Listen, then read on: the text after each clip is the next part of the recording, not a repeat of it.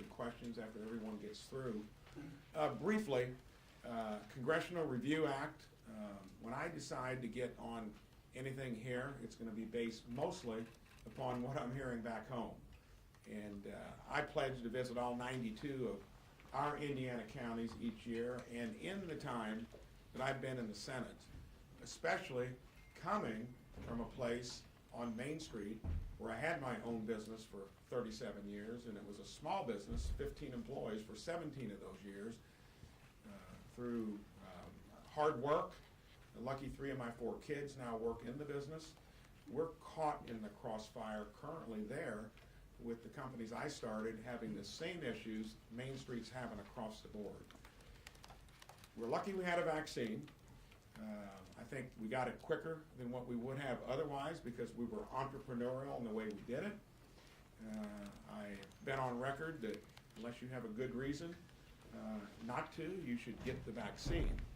But where I come from, when you then try to extend that to the point, especially looking at what we've traveled through over a year and a half, into where hardly any transmission is occurring at the business level or what you do during the day, and then you have a brainstorm like this, you either get the vaccine or you get tested or you lose your job if you choose to do neither of the two. That is the heavy hand of government, that is overreach, and that is when my phone started ringing off the hook. When I would go back home each weekend, like I always do, I was getting called, texted. People would stop me and say, what is happening? And this is from not corporate America. This is from where we need to be paying attention. And remember, we were helping businesses up to 500 employees. We spent billions, trillions of dollars to get through this. And now, when everyone has found a way to navigate it because they've been responsible, businesses wanted to keep, from the beginning, their employees and their customers safe. You come up with this kind of ultimatum. It's got Main Street America scared. They're worried about, well, what does this mean on another issue? And anybody that thinks this is a good idea, imagine the next time it happens when you're on the wrong side of whatever the merits of the case would be. That's why for me it was easy to do. We quickly got all Republicans on board. Now it's bipartisan. I would say this, and want to hear from the other senators. I hope members in the House, Democrats in places, check with your constituents and make sure that they're not part of the 86% of Americans that say, when you put it in these terms, either get it or you lose your job, you're on the wrong side of the issue. Senator Barrasso. When Joe Biden ran for president, hiding in his basement, he basically said he was the cure for COVID. He said, you know, elect me and everything's going to be fine. Well, he isn't, it isn't. He's been guilty of medical malpractice. I'm a doctor, I am pro-vaccine, but I'm anti-mandate. And that's because I believe the mandate is a massive overreach by the government and a massive mistake. And at this point, clearly the courts are agreeing with what we're trying to do. And I think actually the mandate has made it worse in terms of hardening people who don't want to be told what to do by the government. So today we are going to pass this Congressional Review Act to get rid of this mandate. You know, you wonder if the president's mantra on this seems to be vaccinate or terminate. And you wonder if he realizes there are 10 million open jobs in America right now. There are help wanted signs everywhere. Inflation is at a 30-year high. And yet this president is taking a sledgehammer to the workforce by saying, for all you people who have been coming to work every day on the front lines during the entire pandemic, now you're going to get fired if you're not vaccinated. We're talking about police officers, nurses, talking about firefighters. You know, the inconsistencies of this administration are astounding. The precedent says to our border patrol, if you're not vaccinated, you're going to get fired. But at the same time, we have an overrun border with people coming into this country untested, unvaccinated. You know, if you want to earn a paycheck in America, you have to get vaccinated. But if you want to sit at home and collect a welfare check under Joe Biden's economy, then it doesn't matter to him whether you're vaccinated or not. So it's no surprise to any of us who are up here that Joe Biden is staring right now at a 30-year record high number for inflation and a record low number when it comes to his own presidential approval. Senator Mark. Economic shutdown. That's what's going to happen if this federal vaccine mandate enforced by OSHA goes forward. There will be an economic shutdown. There'll be brownouts. Inflation's going to rise, supply chain disruption, and of course a threat to national security. I think it's very evident what happens if this federal vaccine mandate goes forward. Those people that work the line, the electric line, to keep us in electricity, the people that make sure we have heat for our homes, as those people lose their jobs, it's going to create economic shutdowns, brownouts, inflation, and supply chain disruption. But I have to back up just a minute and go off script for a second.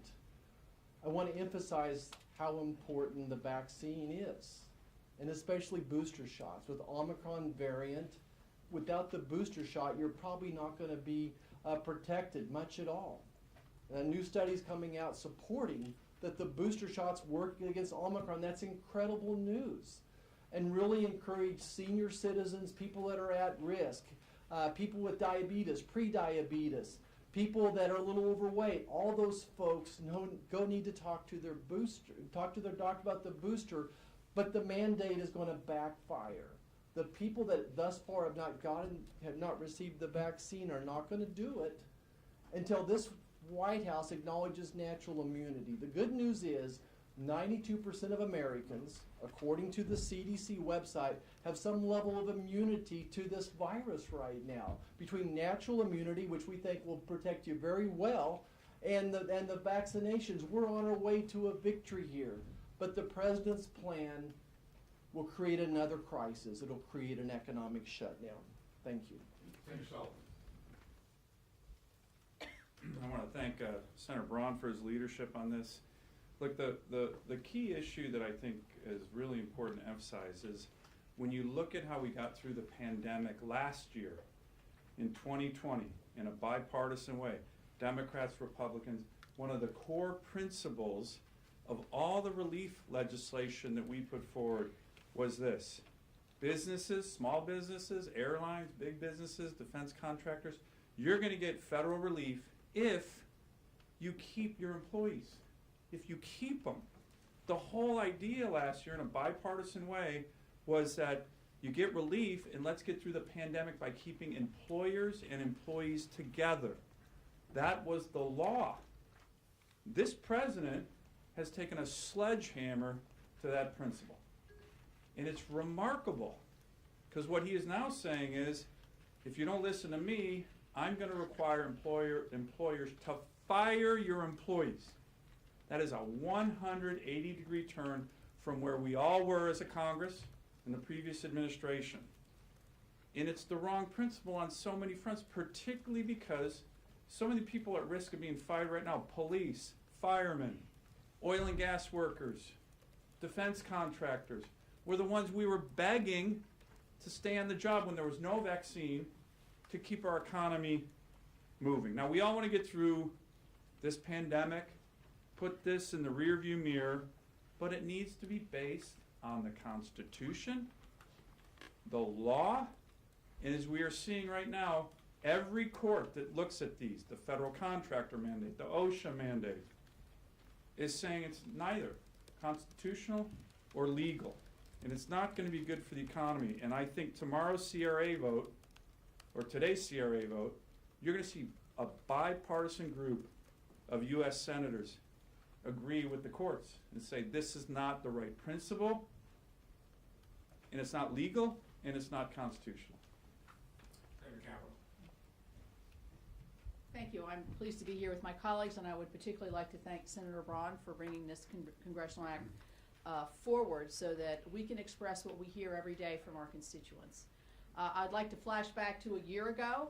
A year ago, in response to an answer to a question, President Biden, and I believe he was President-elect Biden at the time, when asked about a mandate for the COVID-19 vaccine, said, "No, I don't think it should be mandatory. I wouldn't demand it to be mandatory," he said.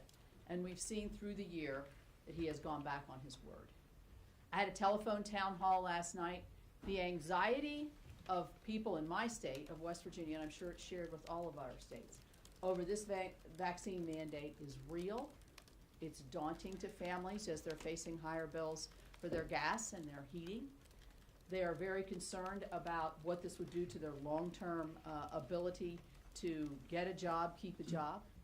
And I think they realize that this is an invasion into their own abilities to make decisions about themselves in their health care. I'm very pleased that Senator Marshall brought forward how much he passionately believes in the vaccine and the boosters, and I share that. And many of us, if not all of us, every time we have the opportunity, are encouraging folks in our state for their own protection. But that encouraging and requiring are two different things. So if you look at my state, 40% of my state's workforce stands to lose their job under this mandate. Those are manufacturing jobs, those are public service jobs, those are smaller businesses jobs. It's all across the spectrum. And it will be a killer to our economy. But it's bigger than that. It's bigger than killing the economy. It's killing the American spirit of being able to make decisions about yourself, to be respected for that, and to find the best way to find the healthiest reaction to this pandemic. So I would also like to thank Senator Sullivan, as I think he makes an excellent point. We were asking people to stay on the job through thick and thin over the last year. And now we're questioning whether they should stay. And the last anecdotal thing I would say is if you look at what some of the federal agencies are doing, they're pushing their vaccine mandates back further and further back. Why is that? Because they're in danger of losing 20 or 30% of their workforce in something such as Border Patrol, TSA, other things that protect us to have a safe environment. So I'm very, very pleased to be joining the effort to try to stop this federal overreach, and I think President Biden should listen to his own words of a year ago. A mandate is not necessary, it's not something he would put into effect, and it's something he does not believe in. Thank you. Senator Langford. Mr. Brown, thank you for hosting that. It's the United States of America. The United States of America, we make decisions for our own lives. Months and months ago, I chose to be able to take the vaccine. Was grateful to be able to do that, grateful to be able to have the opportunity, grateful for the innovation and the science that went into actually developing the vaccine, but that was my choice. There are millions of other people across the country that have determined they don't want to take the vaccine. And in the United States, where right now 92% of the adult population, 92%, either has natural immunity based on having COVID and recovered or has the vaccine, we're at a very high rate of immunity right now across the country. And for the President of the United States to step up like he is the country's dad rather than the country's president, to be able to step up and to say, I don't care how long you work there, how important you are to the company, what your task, what your role is, what you did during the pandemic when there was no vaccine, how you stood and served people in a vulnerable moment. I don't care about any of that. If you don't follow my orders, you're fired. Number one, in the United States of America, that's not the role of the President of the United States. The President of the United States cannot reach into every company and pick and choose who he wants hired and fired. And when I talk to employers in my state in Oklahoma, the most difficult issue they're facing right now is the potential that they're going to have huge fines in their company if they don't fire critical workforce that's in their company. So they can either choose for their company to suffer and not be able to fulfill contracts and responsibilities that they have, not be able to fulfill orders that are already coming in because the president's demanding that these individuals are fired. When these individuals worked throughout the pandemic, many of them have already had COVID and recovered and have natural immunity now, but because it's not the president's preference, they are, as an employer, struggling with whether they're going to face OSHA fines, or to be able to fulfill what their company normally does, to be able to even stay open to fulfill orders. This is what real life looks like across Oklahoma. Individuals right now are walking into Christmas thinking about in January they're about to get fired. That's the present that the President of the United States is giving to American families all over my state. Consider over Christmas what you're going to do, because in January I may work to get you fired. That's not who we are as a country. Let me just give you 3 quick stories. One of them that was an individual, actually this particular company has quite a few folks that are disabled individuals that work in their company. The company has more than 100 employees, and they're struggling with the fact that many of these individuals have medical exemptions. Many of these things are very nebulous in the OSHA rules that are actually coming out, and the company is struggling with literally laying off individuals that are already disabled that for medical reasons are being told no. One of my constituents is facing termination from not being vaccinated, works for a large company. In this particular company, he has already been told that he's going to have to sign 2 forms in the coming days. Now, he has been told by his doctor that he's at high risk of blood clots. And so he's one of those individuals that's concerned about getting the vaccine. But he's being forced to sign 2 forms. One of those, the first form is to agree to be vaccinated or lose his job. The second form is agree that if he has a negative reaction to the vaccine, he won't sue the company. That's not right. Third quick story. This is somebody that works on a poultry farm in Oklahoma. Has already been fired because this mandate's been in place for a while. Has now lost his home and is living back with his parents again as an adult. That's the gift that President Biden is giving to families in my state.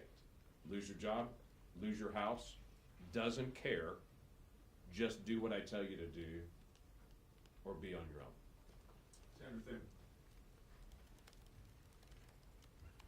Thanks, Mike, and thanks for your leadership on this issue. And I think sometimes, issues come into clear view that really illustrate the choice between big government and individual freedom. And this issue probably does that better than anything. Now, when Democrats gain power, which they have now in Washington, D.C., they have the whole of government, they have the House, the Senate, and the White House. What typically happens is they want to grow and expand government, the reach of government, into people's lives. We've seen that. It's evidenced in the reckless tax and spending spree bill that they're talking about right now. It's evidenced in their attempt to take over elections in this country from states. It is this inertia that Democrats have when they gain power to try and grow and expand government. And in this particular case, they really have gone too far. And I say that as somebody who, like some of my colleagues, is pro-vaccine. I'm vaccinated. I encourage people to get vaccinated. But I don't believe that that's something the federal government can mandate for businesses around this country. And we're going to have an opportunity on the floor of the United States to overturn this mandate and to express our support for American businesses and American workers. Because in the end, you've heard this, and I've heard it, I've seen it in my state, I've talked to constituents who are dealing with this on a daily basis. They are extremely concerned about the impact this will have on an already stretched and strapped workforce around this country. This is not something that the federal government should be interfering with when it comes to the choices made by the American people. Now, the courts have already ruled and continue to rule. They continue to overturn this mandate, but that has not deterred or stopped the Democrats from, proceeding headlong to try and impose this onerous, heavy-handed mandate on businesses and workers across this country. So every Democrat's going to get a chance to go on the record when we have this vote, and we will have Republicans and Democrats in support of the fundamental choice that is going to be before us and frankly before the American people, and that is whether you want more, bigger, intrusive, heavy-handed government in your lives, or whether you want to preserve what has distinguished and differentiated and made this country different and unique and special since its inception, and that is our belief in individual freedom. Senator Daines. Every so often, Washington, D.C. does something that lights up the phone lines. This is one of these moments. As I travel around Montana, this issue is what I hear about. It's a top of mind issue for Montanans. They can't believe what this administration is doing with this mandate. And as many of my colleagues have stated, this is not about being anti-vaccine. I was part of the Pfizer trial. I'm pro-science, pro-vaccine, but I'm anti-mandate. The fear in the voices of Montanans that I'm hearing when they call me and talk about their situation, it's the lumber yard in Bozeman that fears a 10 to 20% reduction in workforce, loss of workers they'd have to fire because of this mandate. We already have supply chain disruptions and rising housing costs. It's the lodge in Whitefish, Montana, that sees a 10 to 30% potential loss in their workforce when they can't fill many of the jobs today already. And they fear coming into the holiday season, starting to think about who they're gonna have to let go, who will leave because of this mandate. It's a sheriff of Montana who called me a couple weeks ago. He said, my wife's a nurse, and we are scared of what's gonna happen to the nurses at one of our leading hospitals when we already don't have enough healthcare workers in the front lines battling the challenge we face in Montana. There's fear in the voices of Montanans when they're looking at this incredible overreach by this administration. I'm thankful for Senator Braun's leadership. You're going to see a united Republican front in opposing this mandate and restoring the choice back to the people. And we have businesses that have just slightly over 100 employees are literally contemplating letting some workers go to get to 99 because somehow if you have 99 workers, you're safe. But if you have 100, you're not. It makes no sense. And this is why we must firmly oppose this and plead with the Biden administration to reverse course and give that to the American people as a present this Christmas. Senator Hogan.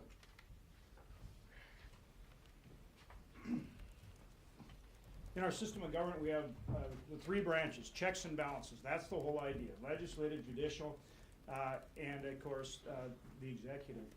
And the idea is when one of the branches, gets too far out there, exceeds their authority, violates the people's rights, then it's incumbent on the other two branches to step up.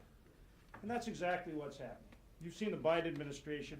Now, this is a clear overreach with this vaccine mandate. There's no question about it. And not only are they imposing the vaccine mandate, they're actually trying to force businesses to enforce it.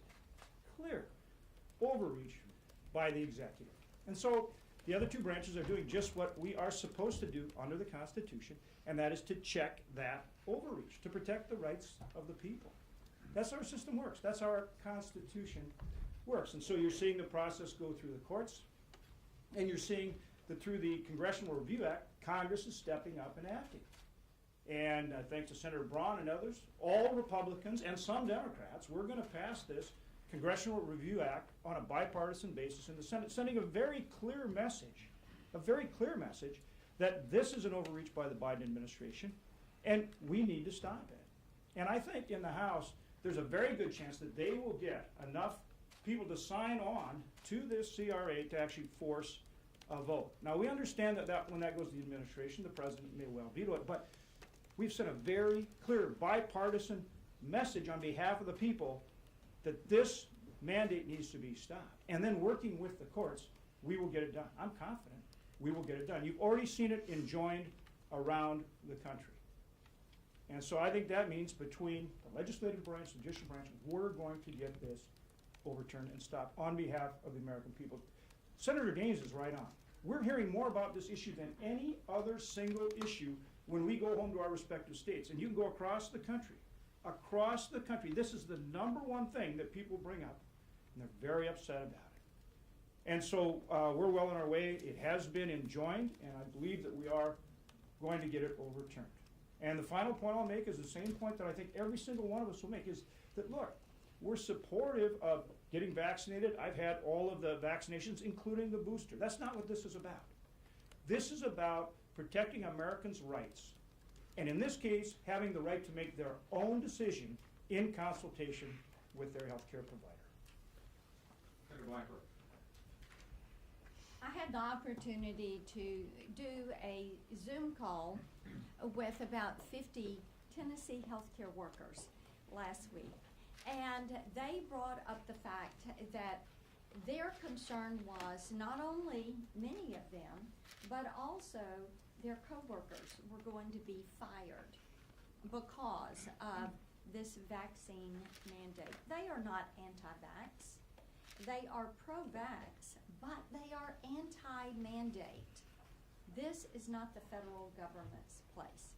And whether it is the good work that Senator Lee has done last week, Senator Marshall looking at funding, the good work of Senator Braun on this CRA, my legislation, which would keep essential workers working, the Keeping Our COVID-19 Heroes Employed Act. What we are learning is very simply this. The American people oppose the mandate. The American people want to see this mandate pulled back and removed. And the American people want to have their freedom of choice in how they handle their health care. I talked with a lady who is recovering from cancer. Her employer, her doctor said, do not get this vaccine. She can't take the flu shot right now. But she is distraught because she's going to lose her job and her health insurance because she is not able to take this vaccine. So these are the real life implications of what is happening all across this country. This action we're taking today is basically a stop the firing action. There are 1.4 million Tennesseans that would lose their job. 4 out of 10 manufacturing employees in our plants would lose their job. And employers would be paying about $75 million out of their profit line to enforce a mandate that their employees do not want. So I applaud Senator Braun and am pleased to support his good work. Senator Lee.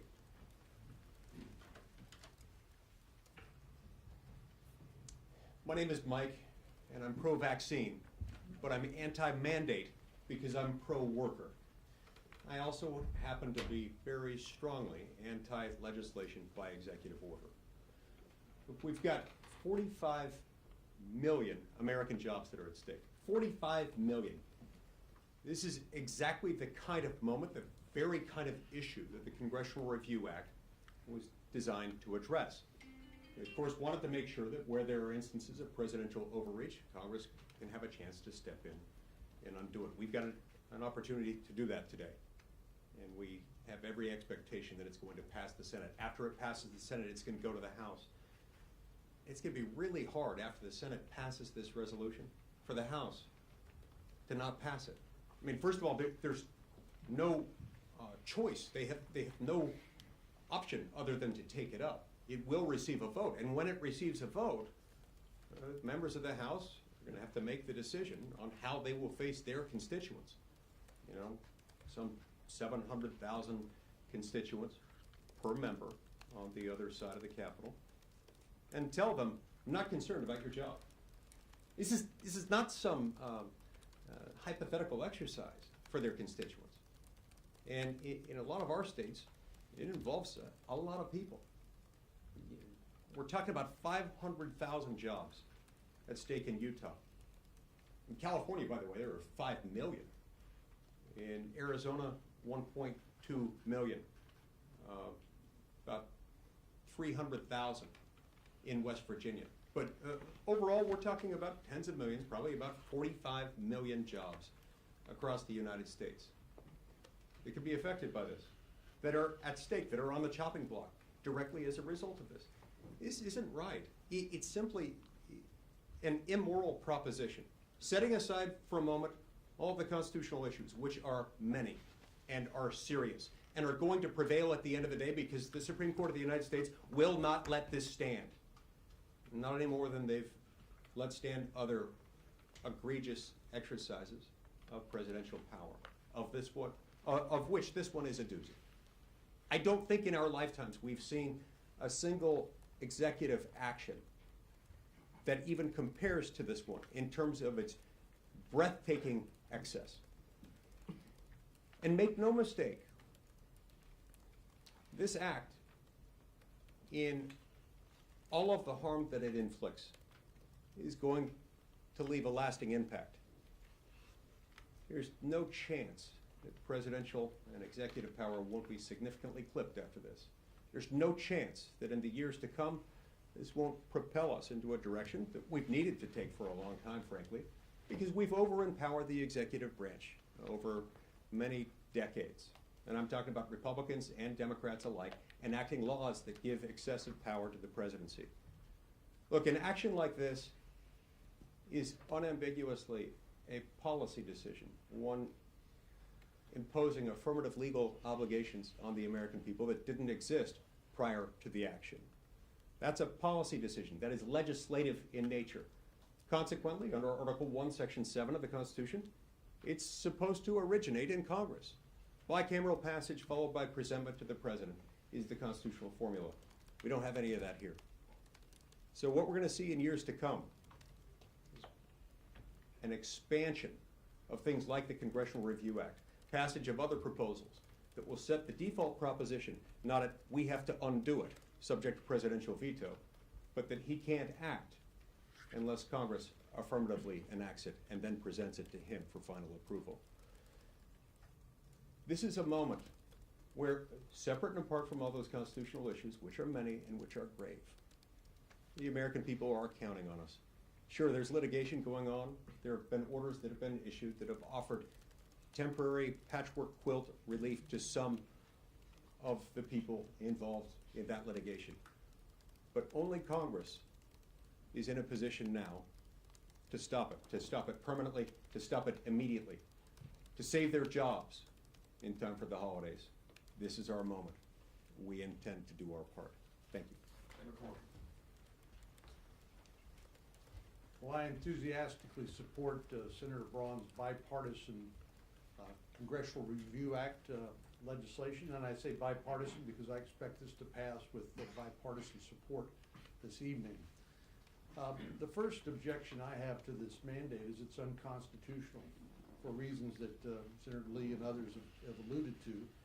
There's nothing in the Constitution that empowers the President to order, particularly private employers, to do anything.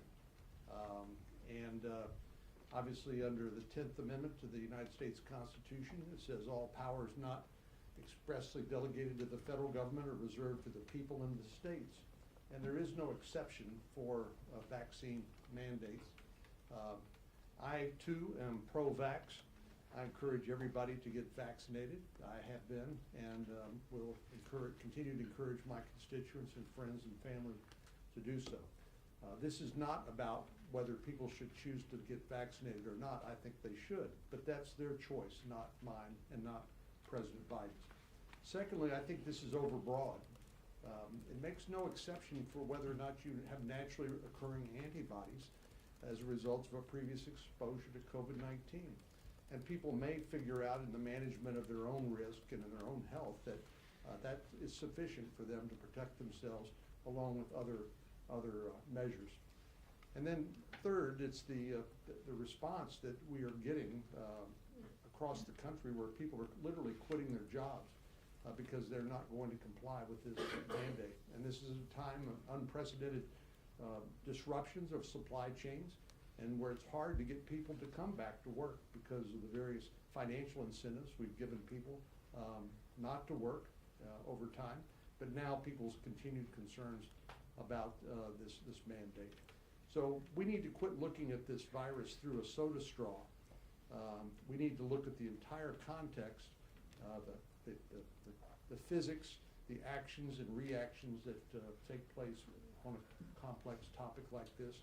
And I'll proudly vote along with Senator Braun and all of my Republican colleagues and a number of Democratic colleagues to get rid of this unconstitutional, overbroad, unnecessary mandate.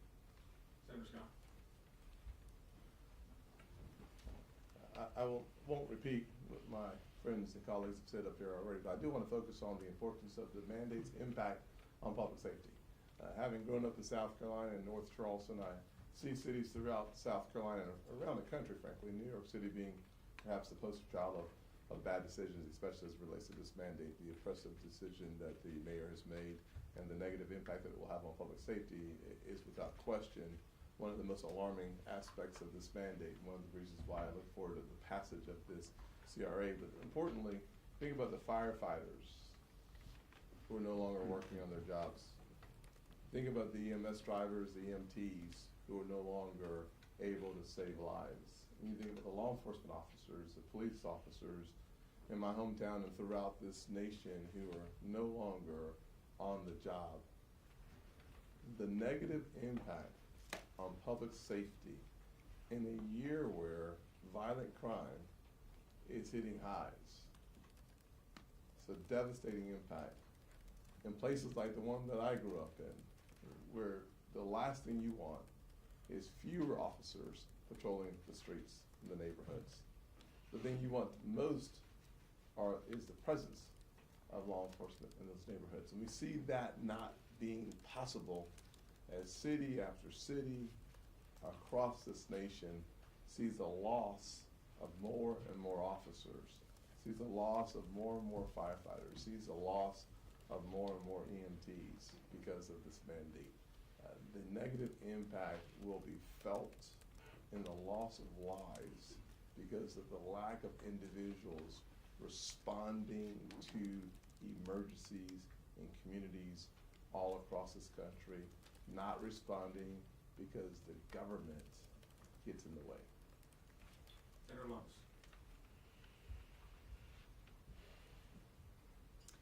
Fatally flawed. Fatally flawed. That's what one Circuit Court of Appeals called this. You don't have to be a Circuit Court of Appeals judge in this country to know it's fatally flawed. You can be a cowboy in Wyoming. You can be a construction worker in Indiana. You can be a constitutional scholar. It's fatally flawed. You don't have to be a Republican to know it's fatally flawed. You can be an independent, a Democrat, a non-voter, a teacher, a firefighter. You know it's fatally flawed. You can be a doctor who has advised certain of his or her patients not to get the vaccine to know it's fatally flawed. That's why we're voting on this bill tonight. That's why I'm proud of Senator Braun for bringing this up. That's why the Wyoming legislature called a special session to address this issue. It's because it's fatally flawed. I hope the executive branch will reverse course.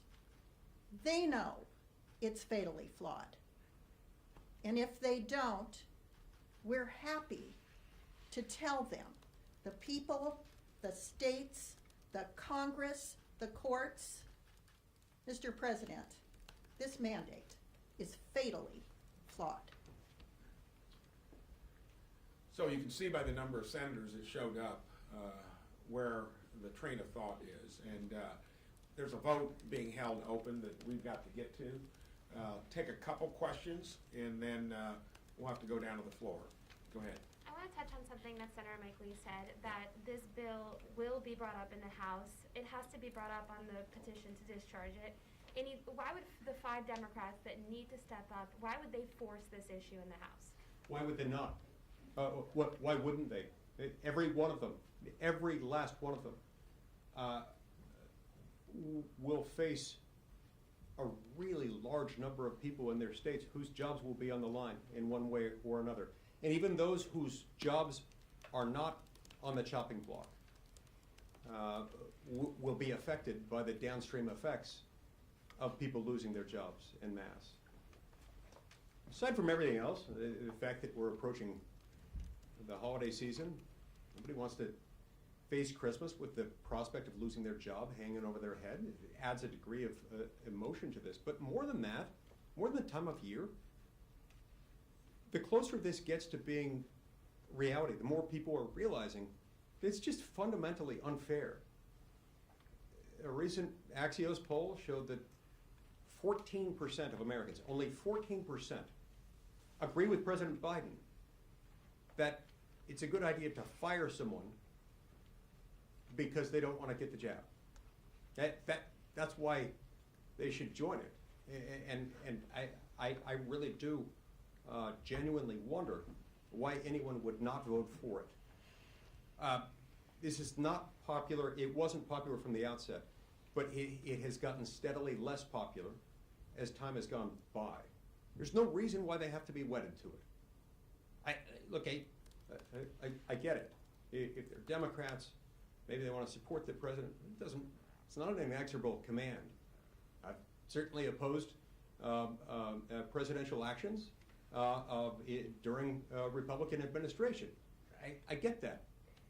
But it doesn't mean that you sign away your oath to the Constitution. It certainly doesn't mean you have to betray common sense.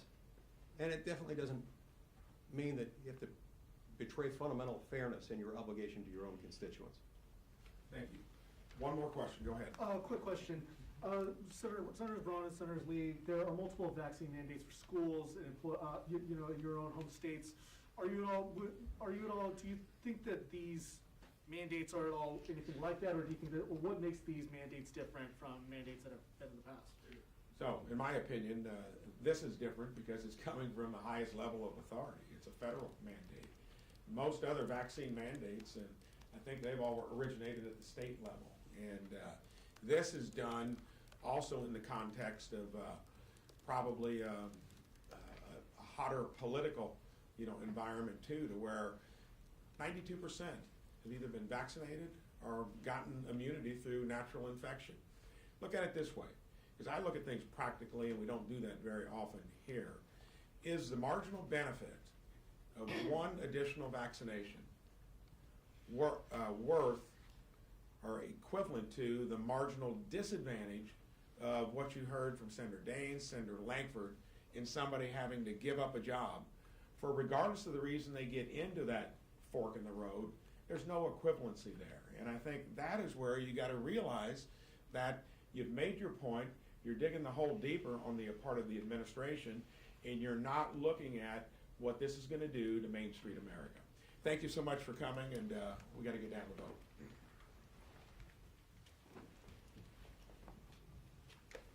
You're dead to me. You picked a good one to come to. Never again. This is why you have Max and Christian. Yeah, I thought I would have to go to